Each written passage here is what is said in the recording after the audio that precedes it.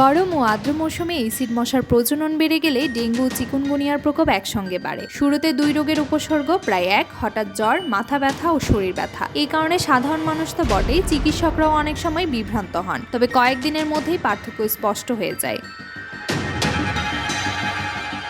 ডেঙ্গুতে ৪-৫ দিন পর শরীরে লালচে র্যাশ দেখা দেয়, রক্তের প্ল্যাটিলেট কমে যায়, রক্তক্ষরণের ঝুঁকি থাকে এবং শক সিন্ড্রোমে মৃত্যু ঝুঁকি বাড়ে। অন্যদিকে চিকুনগুনিয়ায় জ্বর থেমে থেমে আসে, কিন্তু জয়েন্টের তীব্র ব্যথা ও হাত পা ফুলে যাওয়াই মূল লক্ষণ। প্ল্যাটিলেট কমে না, রক্তক্ষরণ হয় না, তবে জয়েন্টের পেইন দীর্ঘদিন থাকে।